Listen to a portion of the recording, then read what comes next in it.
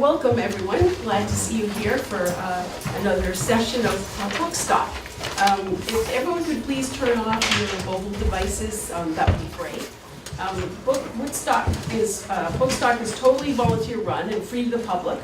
Bookstock is supported in part by the following organizations whose generosity has made it possible to offer Bookstock without charge. The Jack and Dorothy Byrne Foundation, the Pauline Davenport Children's Fund of the Vermont Community Foundation, Mascoma Savings Bank, the Vermont Humanities Council, the Green Mountain Foundation, the Woodstock Learning Lab, the Economic Development Commission of Woodstock, Vermont. Our website sponsor is the Vermont Standard and WCTV-8 Woodstock Community Television. We thank them for taping all of the author sessions. Vermont's oldest independent bookstore, the Yankee Bookshop, is another sponsor. We operate on grants, local generosity, and donations. Please, if you can, drop something in the donation containers as you leave. It'd be greatly appreciated. We welcome today Leslie Askwith to talk about her book, Thunderstruck Fiddle.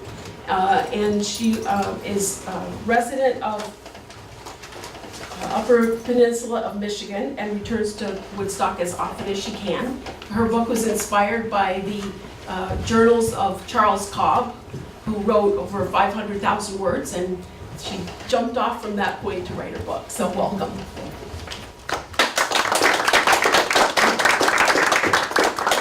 Thank you.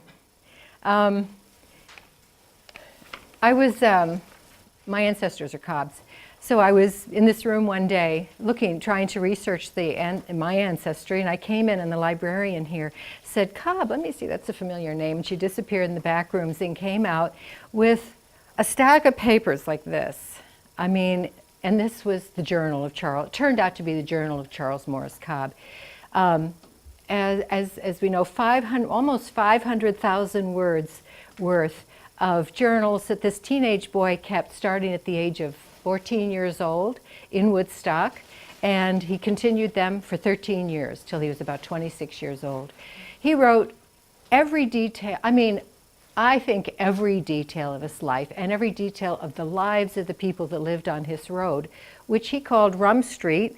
It's a road that is now called Vondel Road, I think, and it's in West Woodstock, north of West Woodstock, up in the hills there. Very hard to find. You can really only get there by walking or mountain biking or something now. But we have found all of the homes on that road, by the way, that Charles Cobb talked about, including the two homes that he lived in. So he wrote in so much detail as a teenage boy. He wrote about the facts of his life, the facts about his neighbor's life, his feelings, who won card games, how many games he played, how great he was at this and that. How poor he was at this and that too. He suffered from shyness and inferiority too, but it left this tremendous story about the life of a boy in that time period. So I got so intrigued. He's a second cousin of mine, several times removed. His grandfather is one of my many great-grandfathers.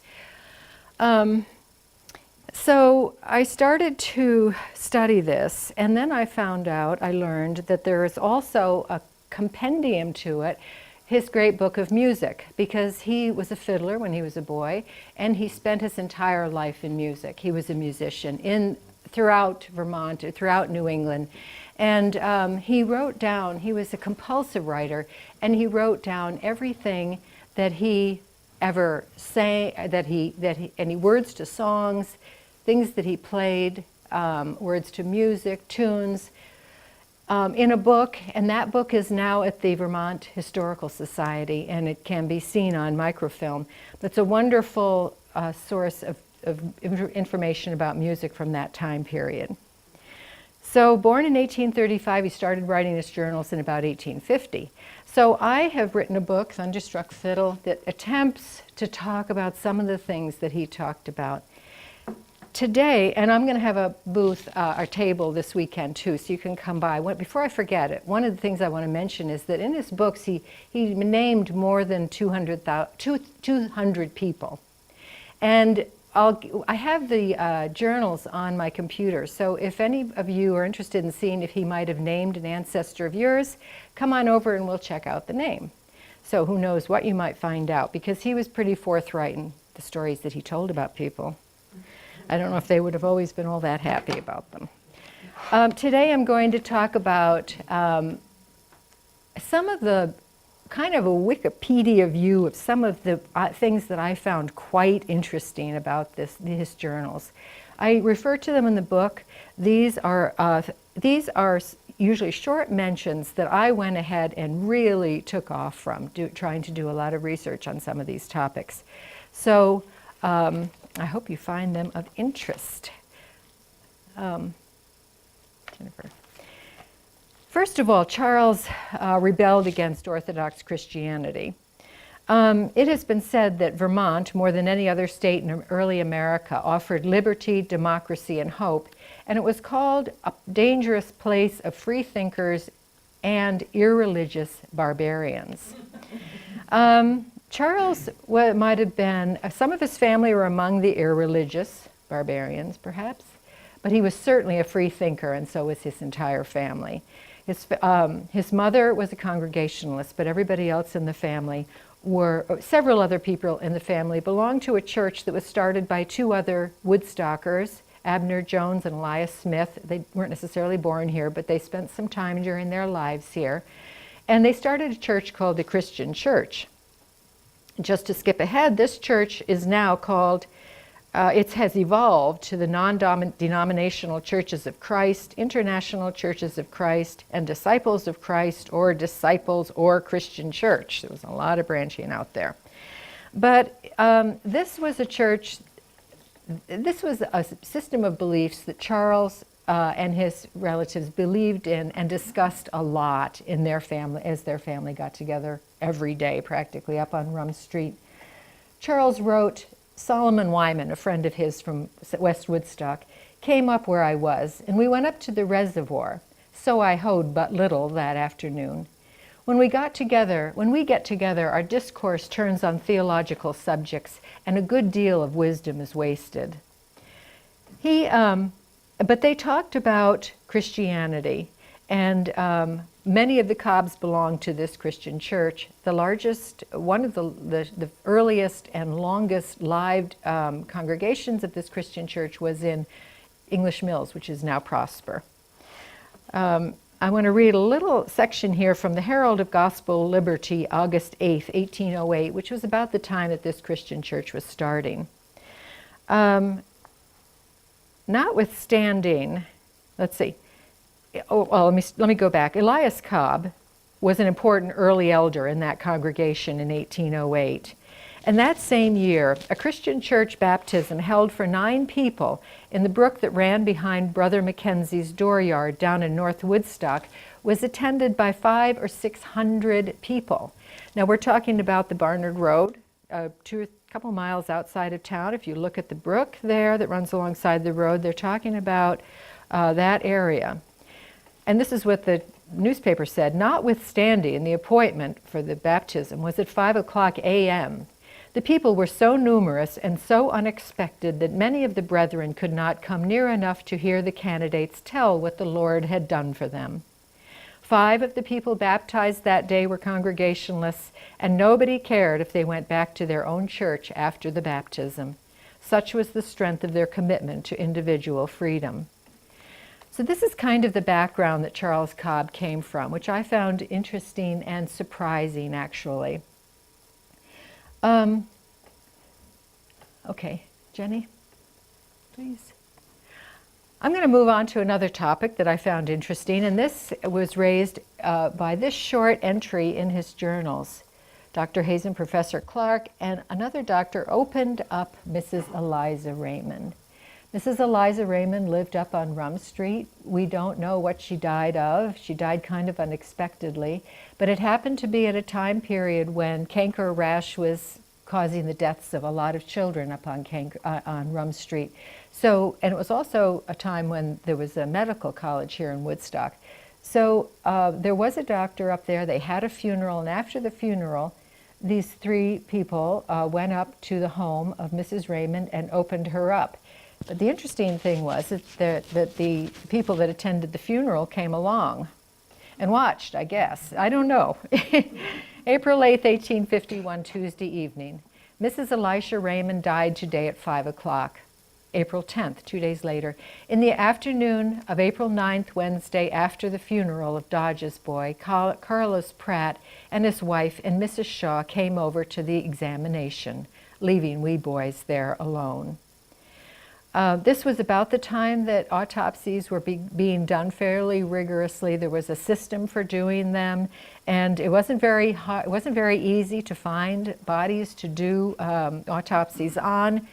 Plus, a lot of surgery apparently was done on kitchen tables in people's homes, so maybe it wasn't such an outlandish step to do the autopsy there. But I found that quite interesting. And if you have anything to add, by the way, because these are short versions of these events, and I am, you know, there's a lot more to be known that some of you may know about. Going on to another thing I found quite interesting was that Betsy Cobb, who was Charles's aunt, had all the symptoms of bulimia. This is what he wrote. Betsy was my aunt and was a promising girl till 18 or 20 when she had the measles, after which her appetite, like Byron Holmes's, who also lived in West Woodstock, knew no control. She always had been indulged, and now began to carry provisions to bed and eat, do nothing days, etc. Being willful, remonstrances were of no avail. About 1839, her father, foreseeing the consequences, shut her in the chamber and carried her meals regularly, determined to starve her to it. For a day or two she fasted entirely, and at last made a rope out of the bedclothes, escaped out of the window, and I believe to the day of his death never entered the house again. Result, a constitution wrecked, a life thrown away, and made a burden to the community.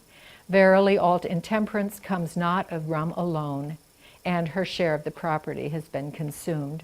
Her father, recognizing the problem that his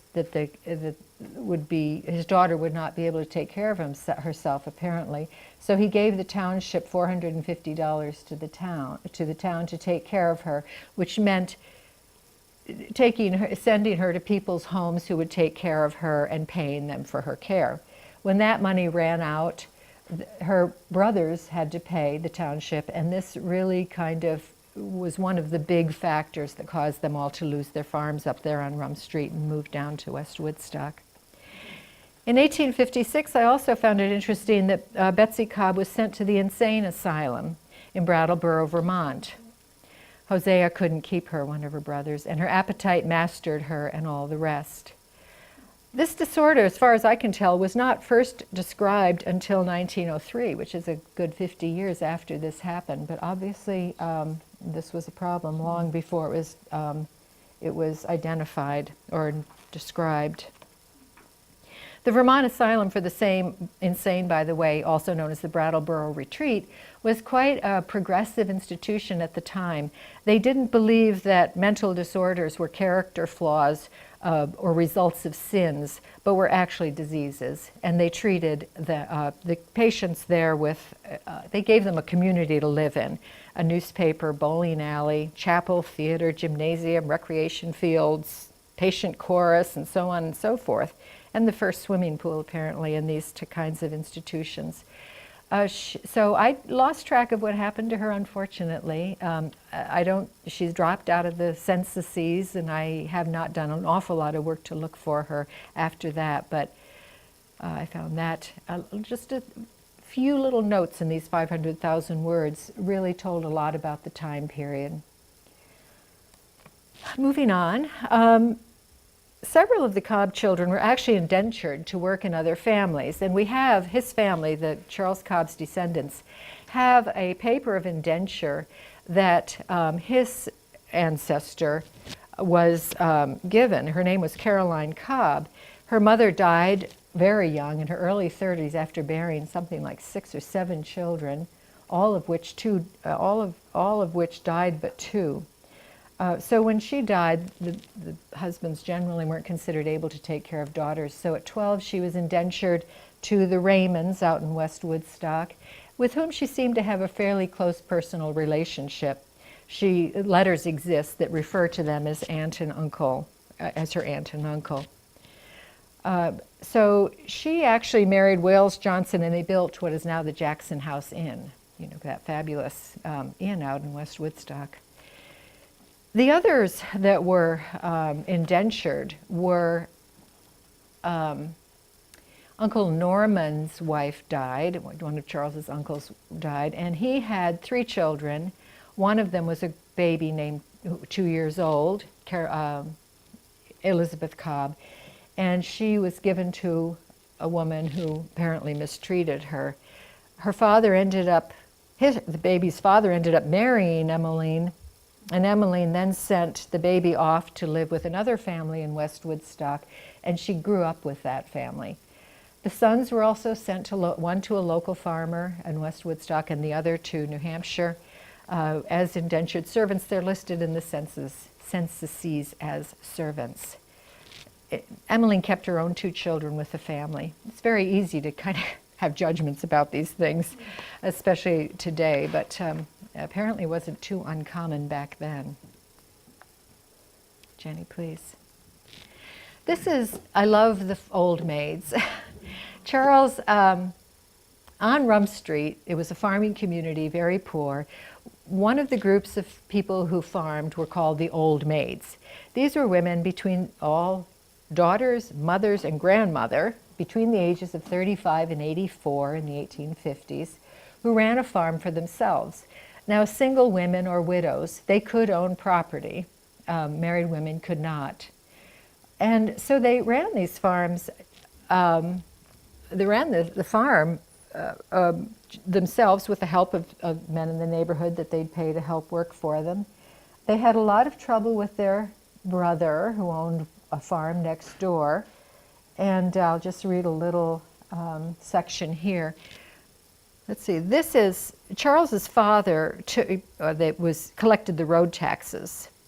And in this case, the Old Maids had oxen that they loaned out as their part of the tax to fix the road. And there was apparently a lot of argument about how much they should have been paid for that. But Charles wrote this about women, by the way. Women, speaking of women, they are worse than slaves. Down with the abolitionists, and let a party be raised in their stead that will look nearer home. I don't wish that women may vote, or anything 1,000th part so ultra as that. All I ask for is that they be allowed the right of enjoying life. And later on he wrote in 1852, Lish, their brother, and the Old Maids are in mortal strife again. Lish has always used them plaguey mean, and they've acted darned foolish about it. The Old Maids have got them up a frame of a new barn. They now threaten Lish with a lawsuit for tearing into their part of the old barn.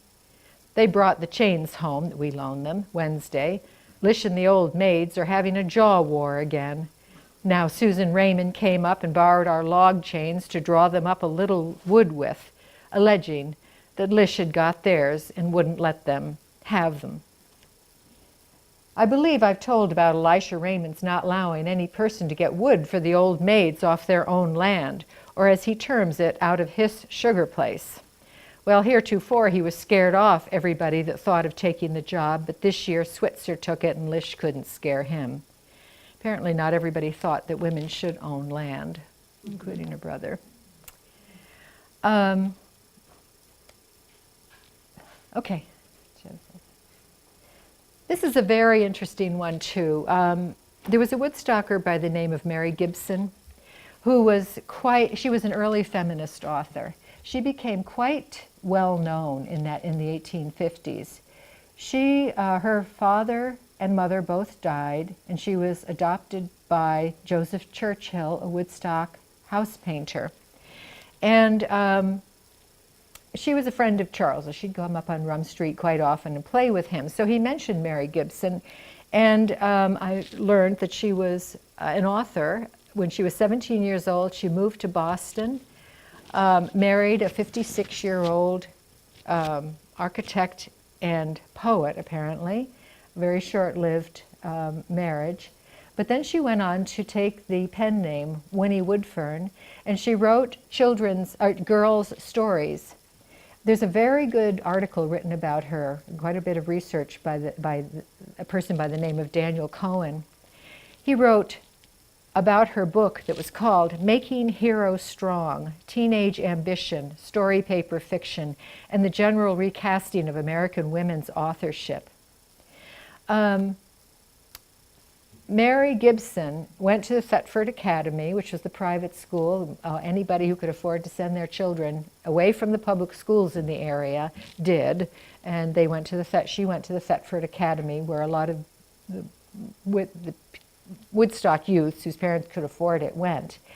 And so she did, and there she forged intense friendships with other schoolgirls obsessed over male students, sang and played guitars in private rooms, wrote poetry, and devoured romantic fiction.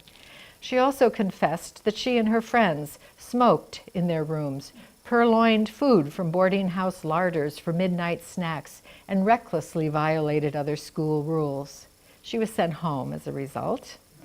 So she moved to Boston, and there she married this 57-year-old Alonzo Lewis. Short-lived marriage, as I said. And then she wrote a story called Hearts of Iron, Hearts of Gold, and Hearts of Steel, the story of Hero Strong, about teenage girls who displayed masculine traits, violated conventional gender norms, and struggled to fulfill high literary or artistic ambitions. The fact that she came from Woodstock and was a friend of Charles was what made her so interesting to me, but it was so interesting to continue to read the research and find out more about girls that really were starting to write about these things in this time period. She had an adopted sister named Laura Churchill, and I'm going to read a little bit about what Charles said about Laura. Laura Churchill was here just at night. She is Joseph Churchill's daughter, though I suppose more than 30 years old. It is said that she is a little deranged, but I should say it was nothing, only want of common sense. She pretends to eat but little, wears few clothes, goes sometimes without a bonnet, and thinks, I suppose, that she will live forever to pay. She imagines, I presume, that she is very high-minded, but prefers to come up and mix with the inferior classes once in a while. She did spend a lot of time on Rum Street. The people on Rum Street were very poor. There was an awareness, obviously in Charles's mind, that he was not one of the aristocrats who lived on the Green, which is what Woodstock was called at the time. West Woodstock, his community, was a working class community. There were a machine shop or two there at the time, and the people, everybody that worked in West Woodstock worked at the machine shops, where the lawyers, doctors, and the wealthier people lived down here on the Green. But Charles was a farmer up on Rum Street, very, very, very poor area, and recognized his lack of wealth, and this was a problem for him as he grew up, as he was growing, as he was a teenager. Jennifer. Another very important person from Woodstock, or just over the Woodstock line in Bridgewater actually, was named Hezekiah Smith. And he's the only person that I can find that's mentioned in Charles's journals who has a Wikipedia page of his own. He married Laura Cobb, one of Charles's uncles. His family lived on the Green in the village of Woodstock in a brick house next beyond the brick meeting house. So. Here. His Wikipedia page says that he took woodworking business from hand tools to machine. More than 40 patents, including many for mortising machines, including stunt bike, steam drive vehicles, the first to operate in New Jersey, and prototype of an auto gyro. But he used to visit Rum Street often, and he would talk of inventions until daybreak with his Uncle Henry. Then when Charles was 16 years old, he didn't know what he was going to do with his life. So his uncle Hezekiah Smith offered him a job in Boston where Hezekiah sold furniture. And this is what Charles had to say about that. This is 1852. Charles was 16. Hez keeps a shop for the sale of furniture, which he gets possession of by selling, I believe, something about sash, blinds, and machinery for making the same, or else a patent for making the machinery, which was true. Now he wants someone to tend his furniture shop, and he got it in his head that I was capable. Hez said he would watch, take care of, board, and clothe me, and pay my expenses, and I needn't stay a day unless I was willing, but he couldn't afford me any wages. It may well be imagined, I was thunderstruck and terror-struck. Oh, Jehu, I should hate to go there, even if I had good clothes, which I just haven't. I wonder what this dread I have of folks is. Is it good sense or foolishness? Oh, misery, what shall I ever amount to? Charles at this point had become so self-conscious that he would not leave Rum Street to go to even down to West Woodstock, much less the Green.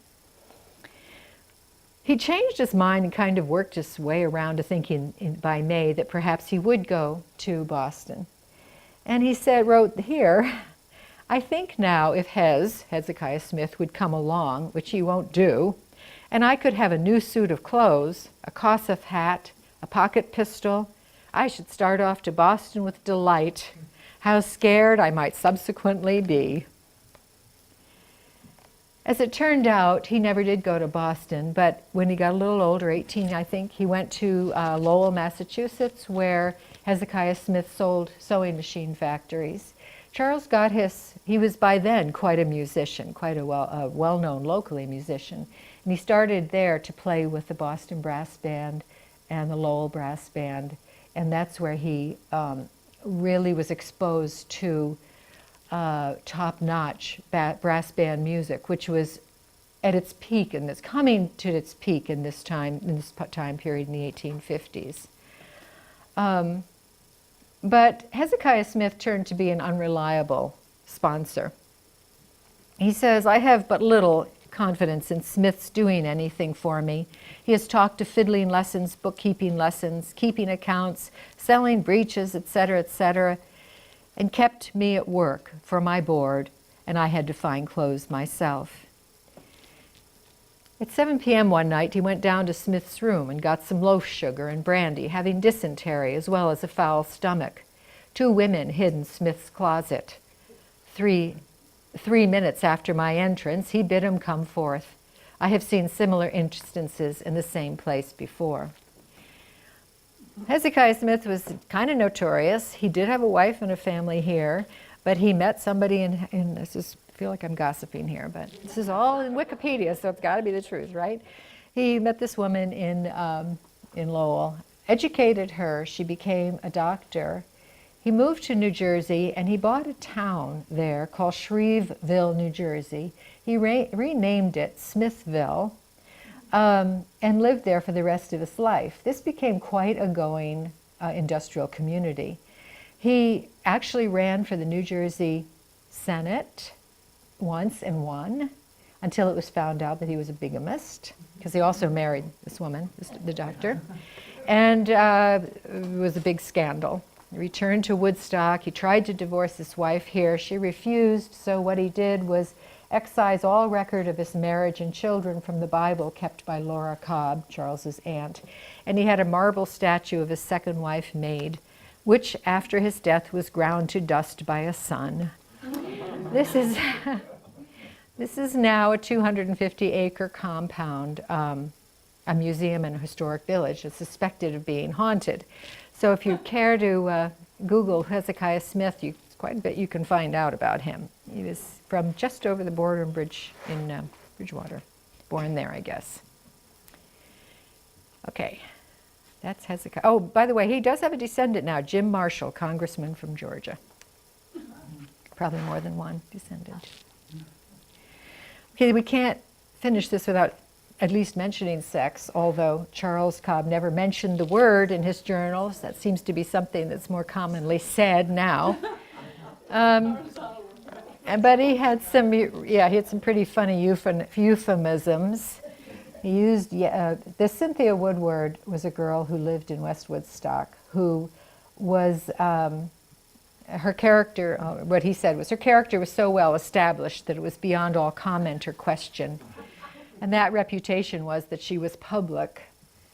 She made presents, she participated in horizontal refreshment, and so I think those are, and she was, he used the word goings in to describe some, so I'll just read a little bit more about what he said. Sarah Cobb, his aunt, saw Cynthia Woodward, a girl whose character is so established that's beyond all comment or question, ride up with Mr. Ed Whitney onto Rum Street late in the evening, stay the night, and leave early the next morning. Now, this story was told by Sarah Cobb, so the next thing, or at some point in the book, he said about Sarah Cobb, there are some folks who in their everyday conversation deal almost entirely in fiction and tell mighty interesting stories made out of whole cloth from end to end. Hiram's wife is a specimen of this class. She might have been a good novel writer had she been educated. As 'tis, she tells novels and calls them facts. So take the story about Mr. Whitney with a grain of salt, I guess. He does, it's a little bit touching in light of, you know, today, what we know today about Cynthia Woodward's life. He says, I feel sufferingly called upon to say that I never have had an application myself, but lo and behold, I have seen two others apply it at one time, and those were her brother and Mr. George Bennett, now gone to Illinois. This is, okay. So there's that. Then also, he thinks, I think from reading the journals, that she was probably handled at dances by her brother. So, you know, these are just little excerpts of information that say that I can't, of course, say are actually factual, but very interesting to read, because Charles's motto always was to tell the truth, nothing but the truth, the whole truth and nothing but the truth. However, this is the sort of gossip that's still, you know, still around, so we don't know. Cynthia Woodward did end up marrying his Uncle Hiram later on, and they had a child who died, and then they split up somehow, and I kind of lost her. She may have ended up down in Boston, but kind of hard for me to be sure of that. And now the last one that I wanted to mention were rings. Norman Cobb, his Uncle Norman, held rings in West Woodstock, and I've had a lot of discussion about what these rings were with the person who actually transcribed the Cobb journals. And I think they're wrestling rings. This was a time period when in Vermont wrestling was quite common. In fact, sports writer E.L. Persons observed that wrestling is, and for long years has been, the popular sport of Vermont's sturdy yeomanry. Town meetings, fairs, cattle shows, house raisings, etc., being incomplete and void of special interest without a wrestling tournament to wind up with. And wrestling champions came from Vermont's Franklin County. So there were certainly wrestlers around. I can't find one single mention of anything about wrestling in any of the local newspapers. But this is certainly something that appears to have gone on. And I will read this to give you a flavor of what a ring might have meant. 1857, Charles wrote, "Don't get me there now. That one at Norman's was the last I attended. Charles Raymond thought he'd go, seeing they were related, and particularly requested it. Alden, Atwood, G.P. Cobb, J.W. Daniels, Milton Thomas, and I could mutually see that none of us got seduced." Alas for Milton. Not sure what that means. Well, Emmeline went down to Charles's and told his wife that he was there and behaved worse than any of the aristocracy.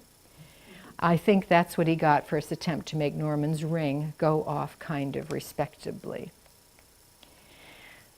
So those are some of the, just a few of the tidbits in Charles Cobb's diaries. They don't warrant a lot of space, a lot of words actually. He described an awful lot more about his daily life, which to me was extremely fascinating.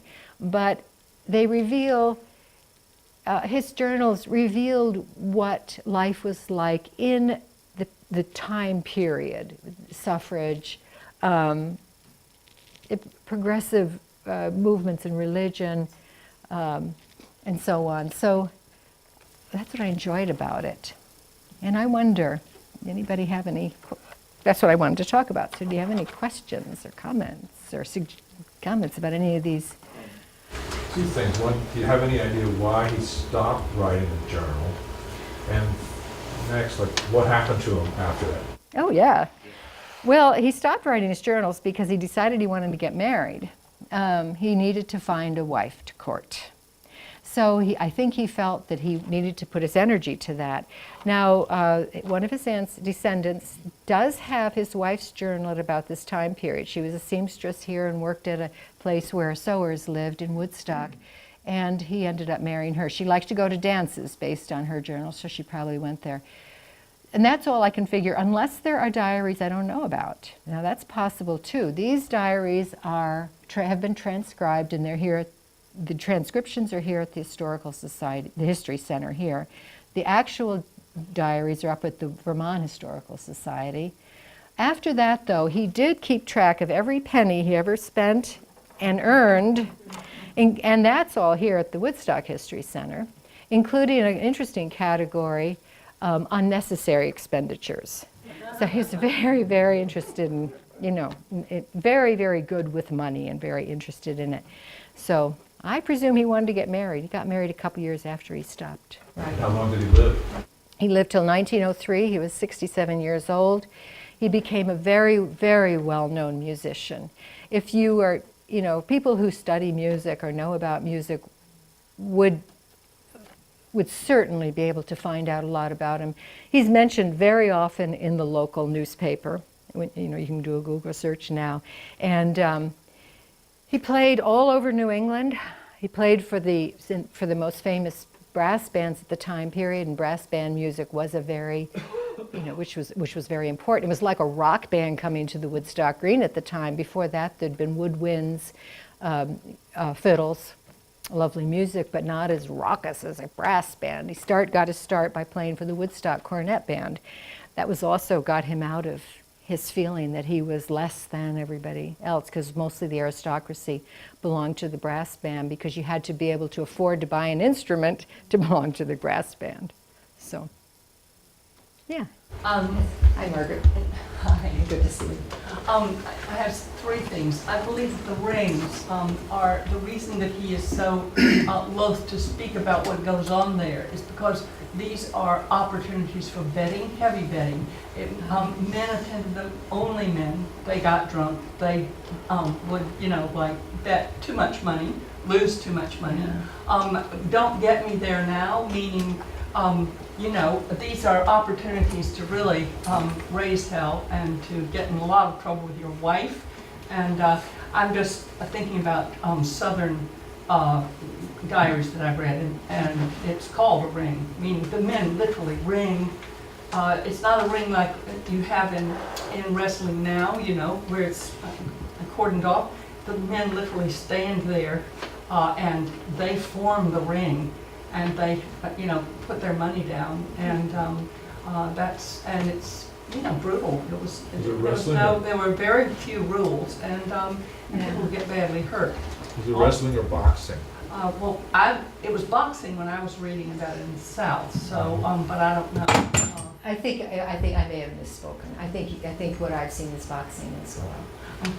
Well, they were very destructive, and people bet heavily, and it was all men, and liquor flowed. So that would be the reason it's written about in such a peculiar way here. That may be what he meant by seduced to bet. Right, it has nothing to do with sex here. It has to do with gambling. And gambling, you have to remember, now we have palaces to gambling, but back in the day, in the 19th century, this was considered a sin, and was very, and women were really against it because, of course, it used up the family finances.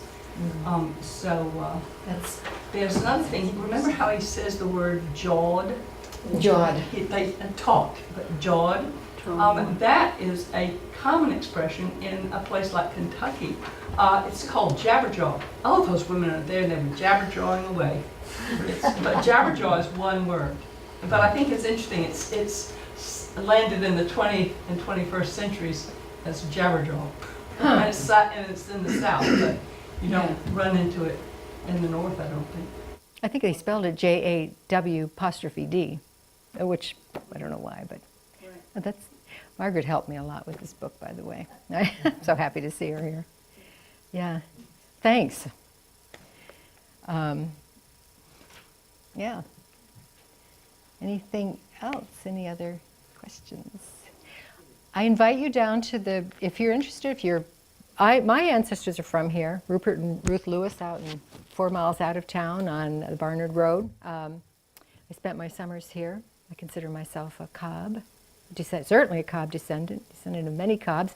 Charles's parents were both Cobbs, descended from the same Cobb that came over from England. So it was kind of quite a bit of intermarriage there. So, One other thing, Leslie. Yes. In your book, you make it very clear that he got his start playing fiddle at dances. That's why he was so well known. People loved, when he became very good as a fiddler, and he would go from dance to dance to dance locally, and people loved having him come to the dance because he kept the rhythm so well, and he had also fellow musicians who were good. They became a very good dance band here. And it's the old-time music, you know, the fiddle, the banjo, the second fiddle, and I can't remember, mandolin.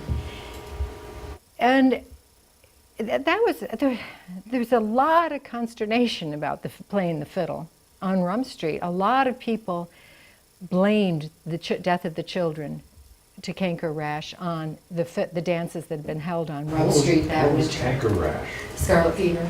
Oh, Very, very highly contagious among children. No adults died, but they'd probably been exposed when they were children. But it was considered the devil's instrument very much by Orthodox Christians, and there were a lot of people who thought that and were very outspoken about it, including people who lived on Rum Street. So his family, as you may have gathered, was quite liberal about these things, and the Christian church actually allowed fiddle playing in their services. The Orthodox Christian churches would have been aghast at any kind of fiddle music in their services. Oh, yeah. So he was going against, but his band that Margaret mentioned, when he was, especially the one he wrote about the most when he was around 21 years old, was all these young men, and I can just envision it now. I mean, they were very lively, very good musicians. Their dances were extremely popular, and the local newspaper had a lot of very complimentary things to say about what a good musician Charles was. He could play any instrument as time went on, and he became a teacher of bands. This band music was spreading throughout New England, so we'd go from village to village. He was paid very well for teaching bands, and played with the Boston Brass Band, which was perhaps the best known brass band in New England at the time. He traveled, toured with brass bands, played for the circus, earned pretty good money doing that, toured with them. Yeah, so, yes. I just wanted to say, unfortunately, we're out of time, Yes. but thank you all for joining us, and thank you, Leslie. Thank you. Thank you.